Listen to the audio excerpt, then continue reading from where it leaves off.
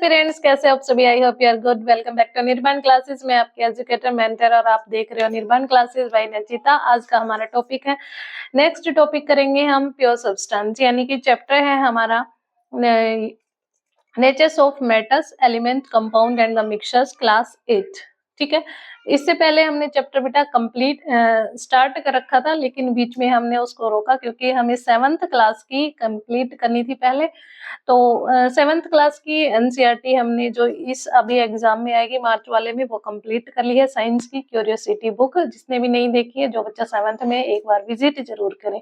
ठीक है, तो आज हमारा जो टॉपिक है वो है 8th क्लास का एनसीईआरटी बुक है क्यूरियोसिटी। चैप्टर है हमारा natures of metals, element, compound and the mixtures. उसके अंदर हमने फर्स्ट वीडियो के अंदर किया था कि भाई मैटर क्या होता है। मैटर की 3 स्टेट हमने बताई थी, सॉलिड, लिक्विड और गैसियस। ठीक है, तो एक बार गैप ज्यादा हो गया चैप्टर को स्टार्ट किए हुए, तो एक बार हम फटाफट से जो ऊपर वीडियो के अंदर यानी कि जो चैप्टर्स के अंदर है उसको एक बार रिकॉल कर लेते हैं। तो पहला हमारे पास टॉपिक आता है मैटर क्या होता है। मैटर हमने बताया था कि बेटा कोई भी चीज यानी कि anything which has definite mass and occupy space, वो चीज जो मास और उसके पास स्पेस होता है उसको हम मैटर बोलते हैं। कोई भी चीज होती है, कोई भी वस्तु होती है जिसके पास अपना डेफिनेट मास होता है और वो स्पेस घेरती है, उसको हम मैटर बोलते थे। मैटर यानी कि मास किसको बोलेंगे, जिससे मिलके वो वस्तु बनी होती है। ठीक है, जैसे कि हमारे चेयर हो गई, कॉपी हो गई, पेन हो गया, ये सारी चीजें क्या है, ये मैटर के अंदर आती है। ठीक है, यूनिट क्या होती है, यूनिट हमारे पास मैटर की होती है, किलोग्राम होती है। फिर हमने किया था क्लासिफिकेशन ऑफ मैटर, यानी कि मैटर की जो क्लासिफिकेशन है वो हम 2 टाइप पे करते हैं, एक फिजिकल होती है, एक केमिकल होती है। ठीक है, फिजिकल बेस के ऊपर हमने किया था कि भाई जो फिजिकल बेस के आधार पर मैटर है वो 3 टाइप का आता है, एक सॉलिड, लिक्विड और गैसियस। ये तीनों स्टेट अभी हमने जो ऊपर वाला लेक्चर था उसके अंदर हमने डिस्कस किया था कि भाई सॉलिड स्टेट के अंदर डेफिनिट शेप होती है, डेफिनिट वॉल्यूम होता है, जबकि लिक्विड स्टेट के अंदर डेफिनिट वॉल्यूम होती है लेकिन उसकी डेफिनिट शेप नहीं होती। इसी प्रकार गैस के पास कुछ नहीं होता, ना उसकी शेप होती है ना वॉल्यूम होता है। तो ये 3 स्टेट हमने डिस्कस कर ली थी। उसके बाद हमारा स्टार्ट होता था केमिकल बेसिस के ऊपर। जो मैटर है वो 2 टाइप का होता है, एक प्योर सब्सटेंस होता है, दूसरा मिक्सचर्स होता है। प्योर सब्सटेंस के अंदर आज हम करेंगे एलिमेंट और कंपाउंड, यानी कि प्योर सब्सटेंस भी हमारा फर्दर डिवाइड होता है 2 पार्ट्स के अंदर, एक होता है एलिमेंट, दूसरा होता है कंपाउंड। ठीक है, तो स्टार्ट करते हैं। पहले हमारे पास आता है कि भाई प्योर सब्सटेंस होता क्या है।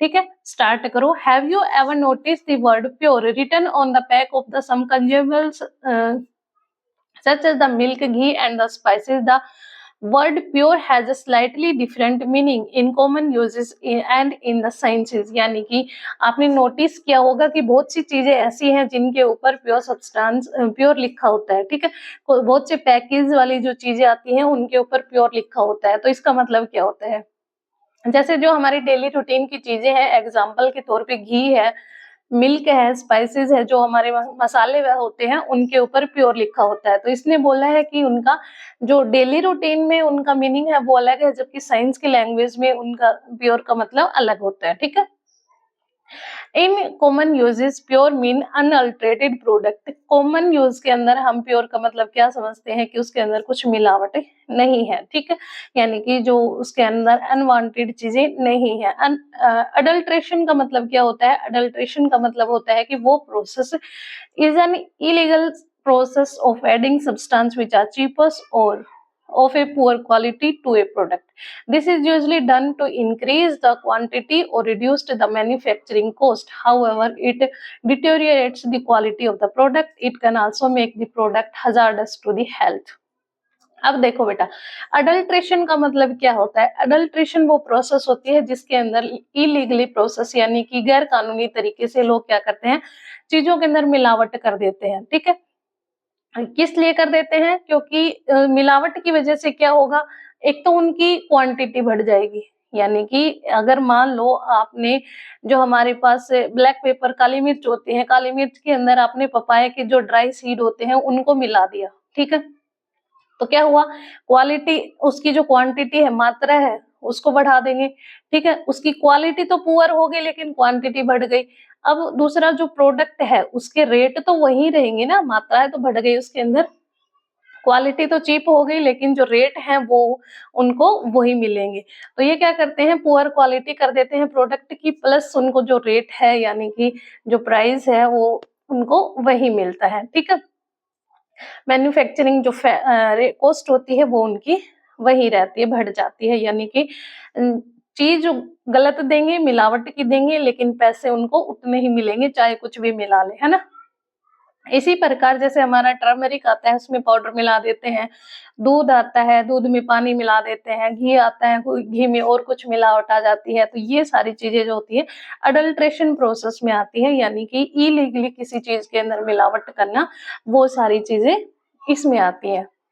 ये एक डेंजरस प्रोडक्ट यानी कि एक हमारी हेल्थ के लिए खतरनाक चीजें होती है, मिलावट वाली चीजें हमारी हेल्थ के लिए हजार्डियस हो सकती हैं, ठीक है। तो इनसे बच के रहना चाहिए। In science however pure substance is the one that has no other substance present in it.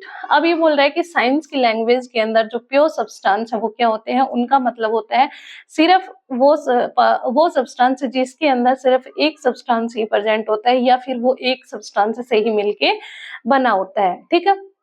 आप दूसरे लैंग्वेज में बोल सकते हो कि pure substance consist of a single type of particles, यानी कि प्योर सब्सटेंस वो होते हैं जो सिंगल टाइप के पार्टिकल से मिलके बने होते हैं, ठीक है। इसी ने भी यही बोला है कि जो प्योर सब्सटेंस होते हैं वो सिर्फ और सिर्फ एक प्रकार के सब्सटेंस से मिलके होते हैं, उसके अंदर दूसरा कोई सब्सटेंस प्रेजेंट नहीं होता, ठीक है। जैसे कोई धातु होती है वो गोल्ड लगा लो, सिल्वर लगा लो, ये सारी प्योर सब्सटेंस के अंदर मानी जाती हैं। For a scientist even these product that look pure can be considered impure if they are made up of more than one substance. अगर कोई सब्सटेंस एक से ज्यादा पार्टिकल से मिलके बना है, ठीक है, या फिर कोई प्रोडक्ट जिसके अंदर कॉम्बिनेशन है दो चीजों का, उसको हम प्योर नहीं बोल सकते, उसको हम क्या बोलेंगे, इम्प्योर सब्सटेंस बोलेंगे, ठीक है। A pure substance is a kind of matter that can not be separated into other kind of matter by any physical process, यानी कि प्योर सब्सटेंस है वो मैटर का वो पार्ट होता है जिसको हम किसी दूसरी फिजिकल प्रोसेस से उसको अलग नहीं कर सकते। यानी कि प्योर सब्सटेंस का मतलब ये है कि प्योर सब्सटेंस अगर सिंगल पार्टिकल से मिलके बना है तो हम उसको फिजिकल प्रोसेस से अलग नहीं कर सकते। कैसे करेंगे, क्योंकि वो सेम पार्टिकल्स है उसके अंदर, कैसे कर पाओगे अलग उसको। अलग उस चीज को किया जाता है जो अनवांटेड है, जो उसके अंदर जरूरी नहीं थी, जो मिलके बनी है, ठीक है, तो उसको अलग नहीं कर पाओगे आप। When a scientist say that something is pure, जब कोई साइंटिस्ट ये बोलता है कि भाई ये प्योर है, उसका मतलब ये है कि उसने उस चीज को केमिकली, फिजिकली, जो भी मेथड होते हैं उन सभी तरीकों से उसको वेरीफाई करके दिया है, यानी कि उसने ये माना है कि ये जो सब्सटेंस है सिर्फ और सिर्फ सिंगल पार्टिकल से मिलके बना है, सेम एटम इसके अंदर प्रेजेंट होंगे तो वो उसको प्योर बोलता है, ठीक है। इस स्टेप फर्दर के अंदर क्या आता है, अकॉर्डिंग टू साइंस, यानी कि साइंस के अनुसार how would you classify milk packed, okay, how would you classify milk packed fruit juice, baking soda, sugar and soil as mixtures और ए प्योर सब्सटेंस। यानी कि साइंस के अकॉर्डिंग आप ये जो चीजें हैं जैसे कि मिल्क है, पैक्ड फ्रूट जूस है, बेकिंग सोडा है, शुगर है और सोयल है, इनको किस में क्लासिफाई करोगे, सब्सटेंस, ये सब्सटेंस मिक्सचर्स में आएंगे या प्योर सब्सटेंस के अंदर माने जाएंगे, ठीक है। इसने पूछा है। आगे बताओ, what are the type of the pure substance, यानी कि जो प्योर सब्सटेंस है उसकी भी कौन कौन सी टाइप होती है। तो अभी हमने बताया कि प्योर सब्सटेंस फर्दर डिवाइड होता है टू पार्ट्स के अंदर, एक होता है एलिमेंट, दूसरा होता है कंपाउंड। क्लियर, चलो स्टार्ट करें। Recall the different state of water that you study in curiosity 6th grade। आपको जो पानी है उसकी जो डिफरेंट स्टेट है, यानी कि स्टेट ऑफ वाटर पूछा है इसने, उनको आपको अच्छे से याद होंगे जो 6th क्लास की क्यूरियोसिटी बुक में आपने स्टडी की है। What happen when water was cooled और हीटेड, यानी कि जब आप पानी को गर्म करते हो, ठंडा करते हो, तो क्या चीजें होती हैं आपके साथ, ठीक है। We observe on cooling water get converted into ice and on boiling it get converted into vapour. जब आप पानी को ठंडा कर देते हो, यानी कि आपने पानी लिया, पानी को अपने ठंडा इन द सेंस आपने फ्रीज में रखा, तो फ्रीज में जब आप पानी को रखते हो तो क्या हो जाता है, वो आइस में कन्वर्ट हो जाता है, क्या हो जाता है, उसकी बर्फ जम जाती है, ठीक है। एंड ऑन बॉइलिंग, या जैसे ही आप उसको गर्म करते हो, गरम को आप पानी को जब आप गरम करते हैं तो वो क्या कन्वर्ट किस में हो जाती है, वेपर में, भाप में, ठीक है। When we get back waters up on heating ice और कूलिंग वाटर वेपर्स, जब आप पानी को जब आप वापस कैसे बना सकते हो, आइस से और कूलिंग से, ठीक है। तो जब आप क्या करते हो पानी को, when we get back waters, जब हम पानी को वापस से हीट अप करते हैं आइस को, तो वो क्या करेंगे, ठंडे होने के बाद वाटर वेपर्स और बर्फ जो है वो पानी में पिघल जाती है। It shows that during this process the particles of waters remain the same. ये जो प्रोसेस है, यानी कि बर्फ से हमने, पानी से हमने बर्फ बनाया, यानी कि लिक्विड से हमने सॉलिड बनाया, और पानी से फिर हमने भाप बनाई, यानी कि गैस बनाई। वेपराइजेशन का प्रोसेस जो होता है, ये जो प्रोसेस है, इसके अंदर ये क्या कह रहा है कि जो पानी है उसके जो पार्टिकल है वो तो सेम ही, प्रोसेस 3 किए हमने, पार्टिकल्स उसके अंदर सेम है, वाटर मॉलिक्यूल्स उसके अंदर सेम है, ठीक है। Now let us perform another activity in which we pass electricity through waters and observe its effect। यानी कि अब हम इस प्रोसेस के अंदर क्या करेंगे, एक एक्टिविटी करेंगे जिसके अंदर क्या करेंगे, इलेक्ट्रिसिटी को पास करवाया जाएगा। फिर देखते हैं कि जो पानी है उसके अंदर क्या चीजें होती हैं और इसके अंदर इफेक्ट कैसा पड़ता है, ठीक है। चलो स्टार्ट करते हैं। लेटेस्ट एक्सपेरिमेंट डेमोन्स्ट्रेशन एक्टिविटी है, एक्टिविटी हमारे पास कौन सी है, 8.3।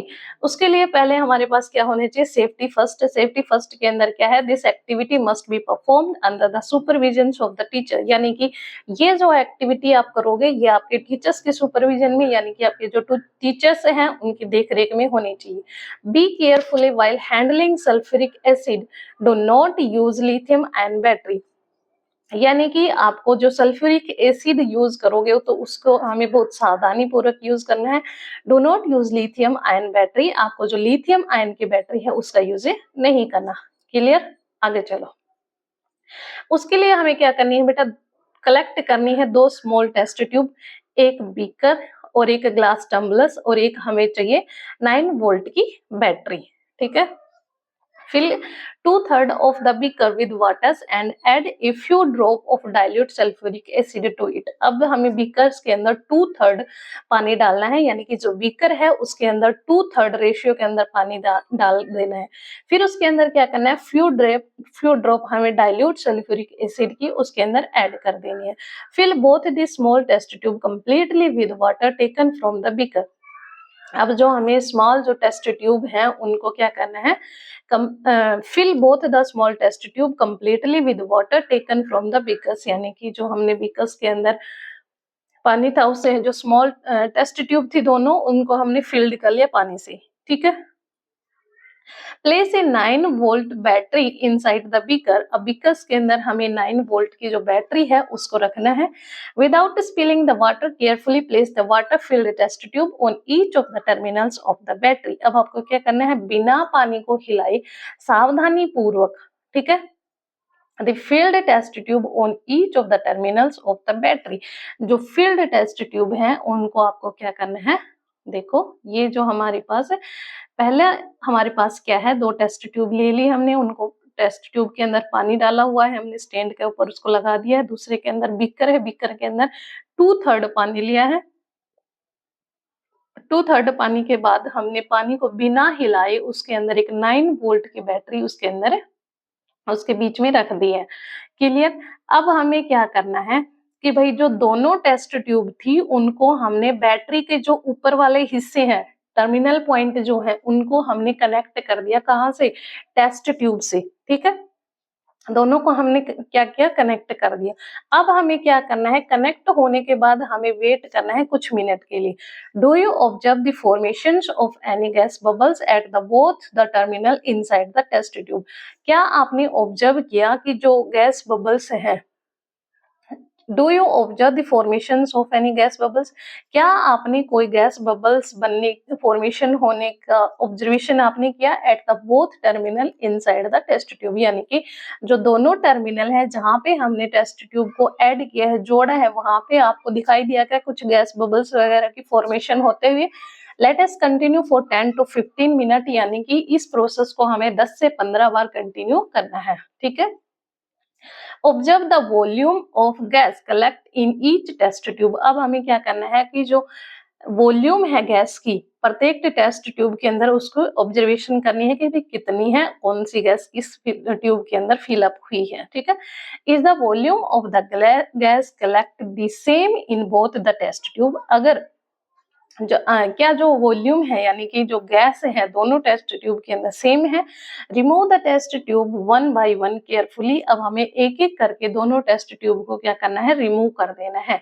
These remove the okay test these gases one by one by bringing a bringing candle close to the mouth of the test tube। अब हमें टेस्ट ट्यूब को remove करने के बाद क्या करना है, उनके जो टेस्ट ट्यूब के जो मुंह है उनके पास यानी कि टेस्ट ट्यूब का जो माउथ है उनके पास हमें एक बर्निंग कैंडल लानी है और देखना है कि किसके अंदर कौन सी गैस है, ठीक है।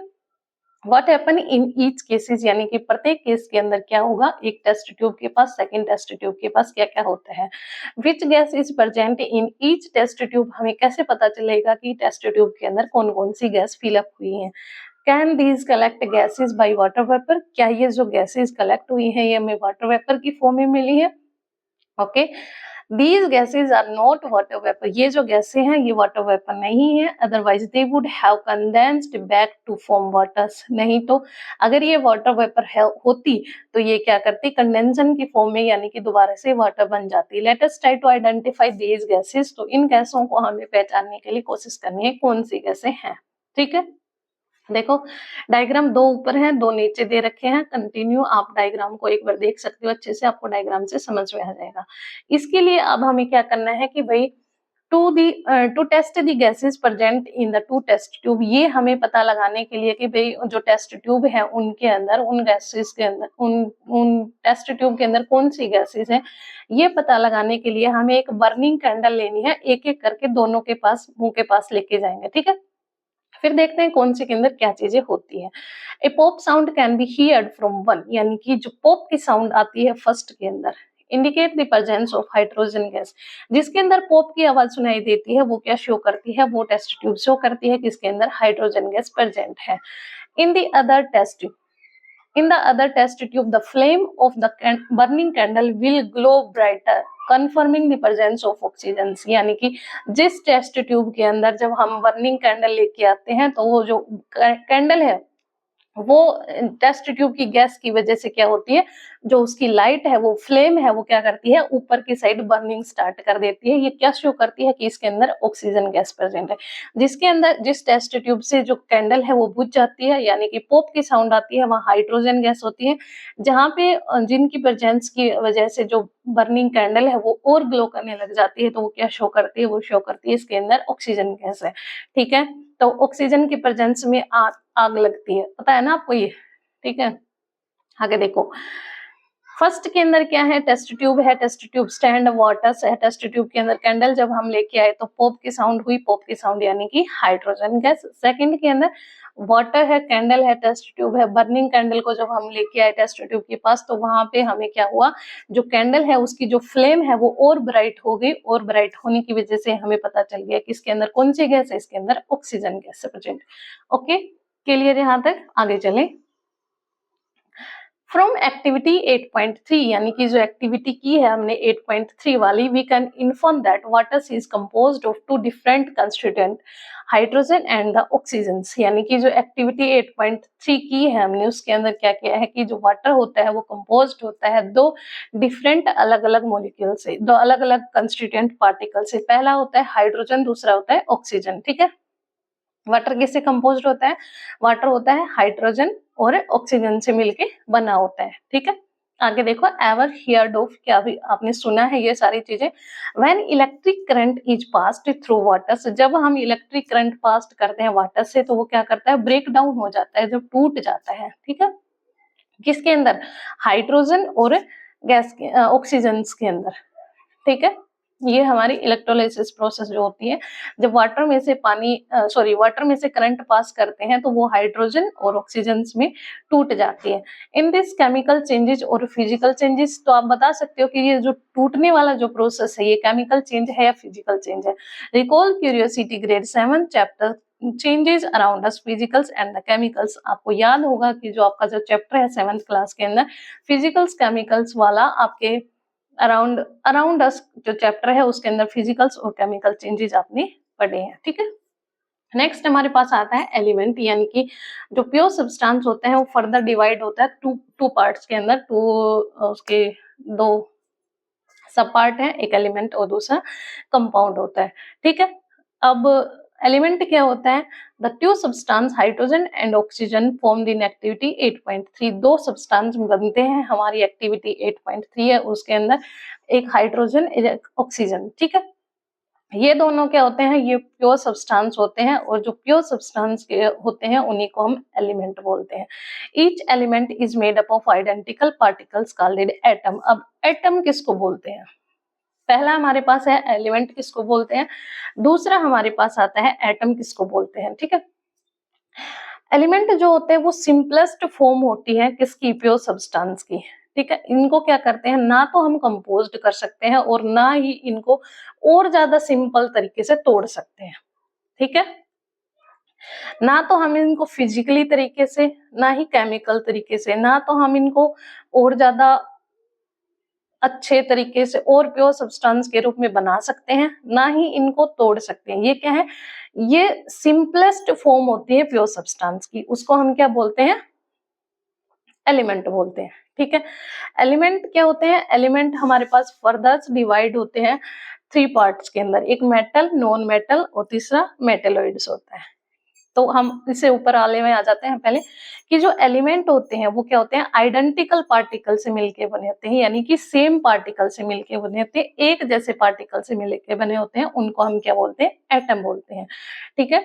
Each element is made up of identical particles called atom, तो उसको हम क्या बोलते हैं? एटम बोलते हैं। जैसे कि हाइड्रोजन है वो हाइड्रोजन के पार्टिकल से मिलके बनेगा, ऑक्सीजन है वो ऑक्सीजन के पार्टिकल से मिलके बनेगी, या फिर हमारे पास आप जैसे गोल्ड है तो गोल्ड के अंदर गोल्ड के पार्टिकल्स होंगे, सिल्वर के अंदर सिल्वर के, कार्बन कार्बन के पार्टिकल से मिलके। तो इसका कहने का मतलब है कि जो एलिमेंट प्रत्येक जो एलिमेंट होता है वो एक आइडेंटिकल पार्टिकल से मिलके बना होता है, उसको हम एटम बोलते हैं। These particles are different from the particles of any others element. Element are the substance that cannot be further broken down into simpler substance. Element वो substance होते हैं जिनको हम further दोबारा broken down नहीं करते उससे ज्यादा simplest form के अंदर, ठीक है। These are the building block of all the matters, यानी कि element को हम building block बोलते हैं सभी matter के, ठीक है। Some other examples of elements are the gold, silver, sulfur and the carbon, यानी कि कुछ एग्जाम्पल है ये हमारे पास एलिमेंट के, सिल्वर है, गोल्ड है, सल्फर है और कार्बन है, ठीक है।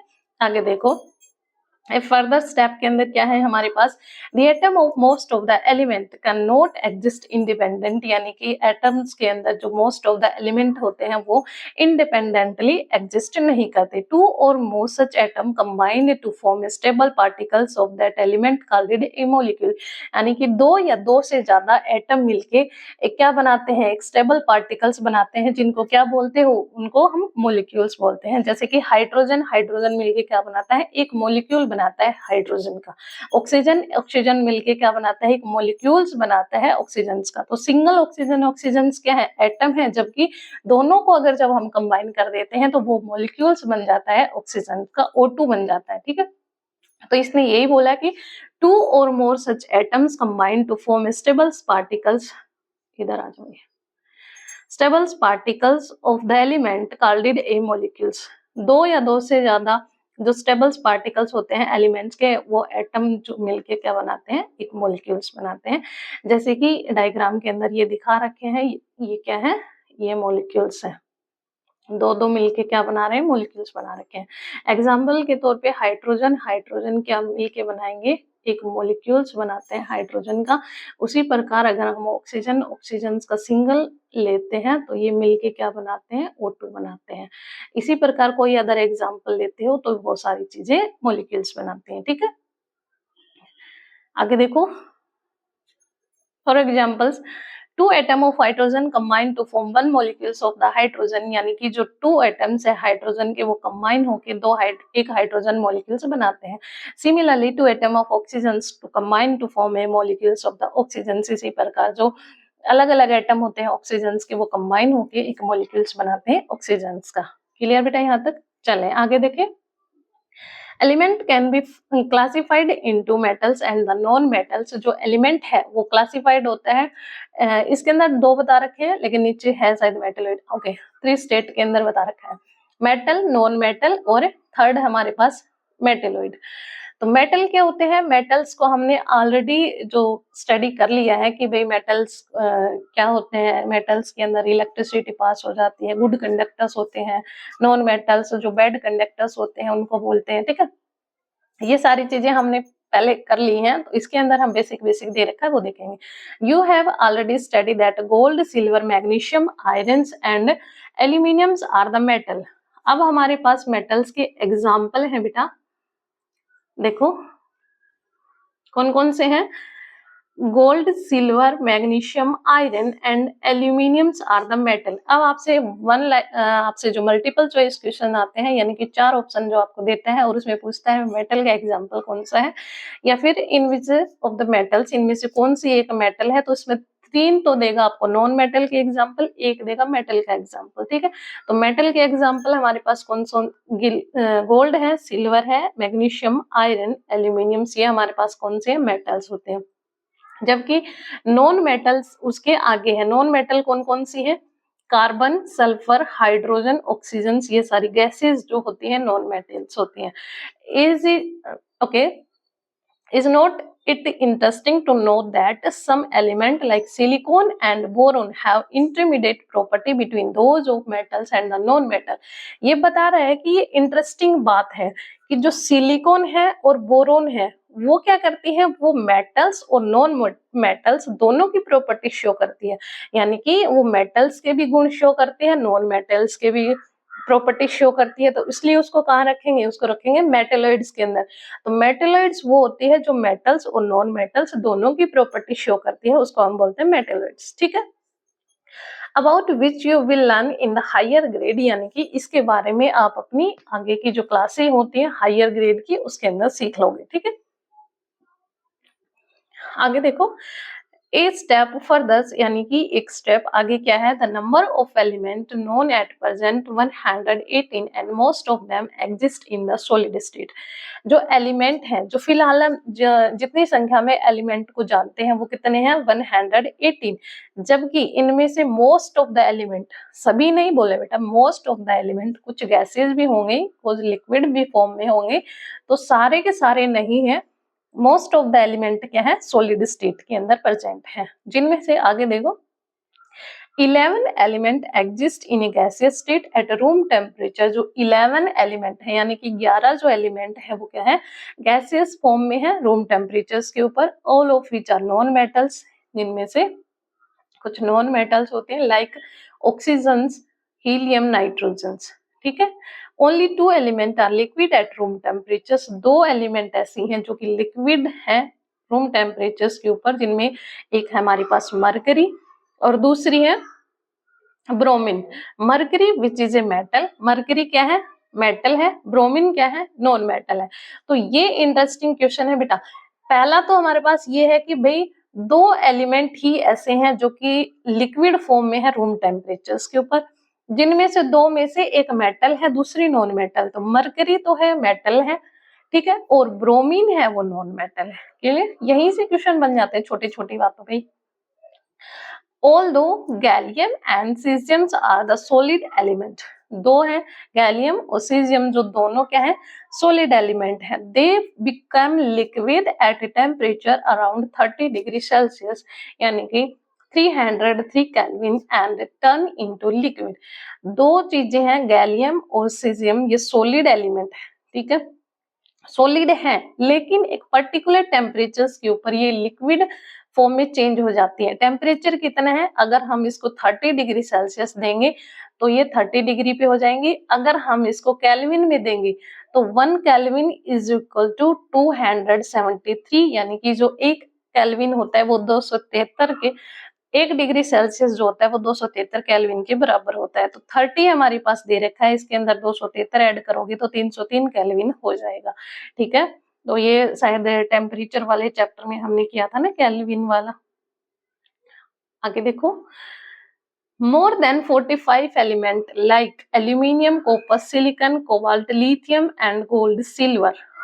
45 एलिमेंट इनमें से कैसे हैं, जैसे कि aluminium, copper, silicon, cobalt, lithium, gold, silver, ये अलग है। इनका क्या यूज करते हैं, ये जो 45 एलिमेंट है इनका प्रयोग हम मोबाइल फोन में बनाने में करते हैं, जिनमें से उसकी स्क्रीन है, उसकी बैटरी है और उसके जो अदर्स कंपोनेंट हैं उनके अंदर हम 45 एलिमेंट्स का प्रयोग करते हैं। तो आप जो फोन यूज करते हो उसके अंदर 45 एलिमेंट है भाई।